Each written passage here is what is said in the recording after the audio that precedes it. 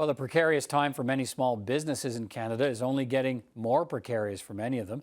Well, a lot of businesses wait for new promised support programs from the federal government. Many others, they may not last long enough to get the help when it does come. Dan Kelly is the president of the Canadian Federation of Independent Business. He joins me now. Mr. Kelly, good to speak with you again. Happy to be with you. Look, you have some new survey numbers out from your members across the country, and these survey numbers in this period in time we're living through never seem to be very good news, and they're not great news again. So what are you hearing from your members now as we get through sort of work through a second wave of the pandemic here? Yeah, the sad reality is that it's getting worse, not better, in terms of businesses' ability to make it across the COVID finish line. Over the summer months, some businesses were actually starting to see some glimmers of hope. They were reopening, people were starting to come back. There were even a few office workers heading back to work. But in a lot of Canada's major centers, that has come to a screeching halt as fears of a second wave and some new restrictions are causing businesses to contract again. Our data shows that half of small businesses have seen a further drop in sales over the last several weeks related to the fears of a second wave or new restrictions. And over a third of businesses are losing money every single day that they're open. So it's unfortunately moving in the wrong direction. Right, and I think so. And I think many of our audience, many people in our audience will. But I mean, I think it's worth noting out that, businesses in places such as Toronto and Winnipeg, where the restrictions have increased along with the spike in case numbers, and we have predictions now today from Ontario in the modeling that the daily case numbers will run between 800 and 1,200 a day for the coming weeks into November. That could raise the prospect perhaps of deeper or a longer lockdown. When you hear that, what does it make you think? Well, look, Quebec's already announced that it's going to be extending its business lockdowns that they've made, the partial lockdowns that they've made, and it wouldn't surprise me at all that other provinces do the same. Look, we get the health consequences, but business owners are just getting gutted by this stuff, and they're starting to ask some pretty serious questions. I didn't hear these questions during the first round of lockdowns. What are they asking? What are they asking?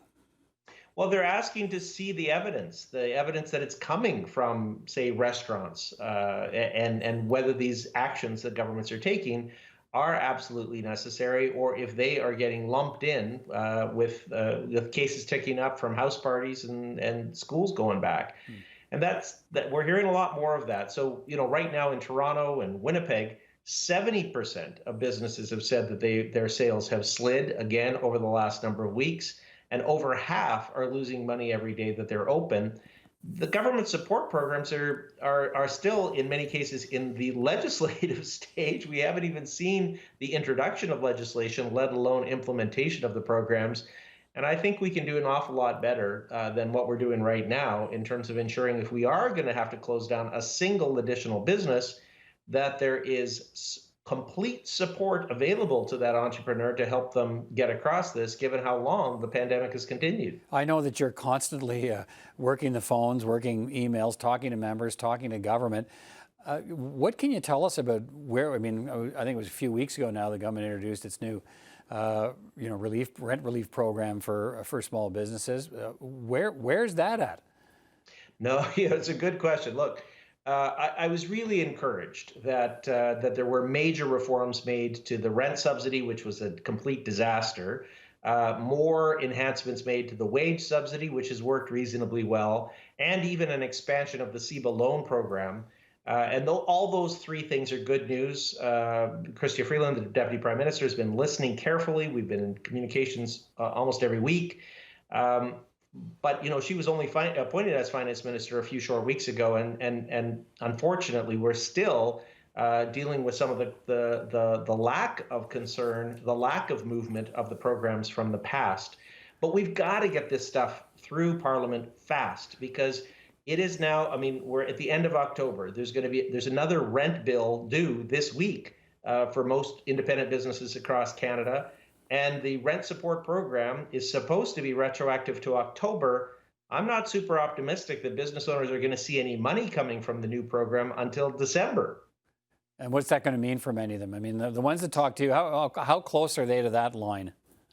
It is getting closer by the day, and the other group that I'm hearing from an awful lot these days are business owners that have slipped through the cracks of every single one of the programs, especially brand new businesses that started in 2020, say in February or March.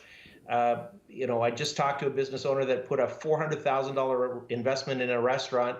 He was able to open his dining room for a few weeks over the summer, and now essentially has been shut down again.